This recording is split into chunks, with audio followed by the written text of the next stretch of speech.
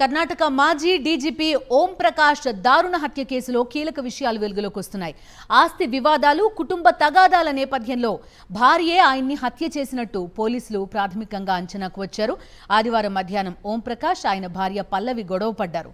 అది తీవ్ర రూపం దాల్చడంతో పల్లవి ఆయనపై కారపొడి చల్లి కట్టేసిందని, తర్వాత అతన్ని పొడిచి చంపేసిందని పోలీసు వర్గాలు వెల్లడించాయి. ఈ క్రమంలో ఆమె ఒక గ్లాస్ బాటిల్ని ఉపయోగించిందని సమాచారం. తర్వాత నిందితురాలు మరో పోలీసు అధికారి భార్యతో మాట్లాడారు. తన భర్తను తానే చంపేసినట్టు చెప్పారు. దీంతో ఈ ఘటన పోలీసుల దృష్టికి చేరింది. మాజీ డీజీపీ ఓం ప్రకాష్, ఆయన భార్య పల్లవికి ఒక ఆస్తి విషయంలో చాన్నాళ్లుగా గొడవలు జరుగుతున్నట్టుగా తెలిసింది. వేరే వారికి ట్రాన్స్ఫర్ చేసిన ఈ ప్రాపర్టీ కోసం ఇద్దరి మధ్య విభేదాలు కొనసాగుతున్నాయి. దీని గురించే ఆదివారం కూడా గొడవ జరిగినట్టు పోలీసులు తెలిపారు. హత్య కేసులో పల్లవిని ప్రధాన అనుమానితురాలిగా చేర్చారు. అలాగే వారి కూతురికి కూడా ఈ హత్యతో సంబంధం ఉందా అన్న కోణంలో పోలీసులు దర్యాప్తు జరుపుతున్నారు. వీరిద్దరిని దాదాపు 12 గంటల పాటు ప్రశ్నించారు పోలీసులు.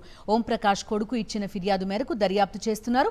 తన తండ్రిని చంపేస్తామని గత వారం రోజులుగా తల్లి పల్లవి బెదిరిస్తోందని పోలీసులకు స్టేట్మెంట్ ఇచ్చాడు. 1981 బ్యాచ్ ఐపీఎస్ అధికారి అయిన ఓం ప్రకాష్ బీహార్లోని చంపారన్కు చెందిన వ్యక్తి. 2015 మార్చి 1న కర్ణాటక డీజీపీగా బాధ్యతలు చేపట్టి 2017లో పదవీ విరమణ పొందారు.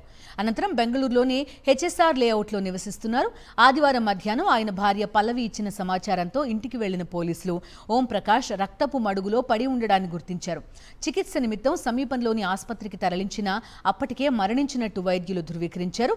ఓం ప్రకాష్ శరీరంపై చాలా గాయాలున్నట్టుగా గుర్తించారు.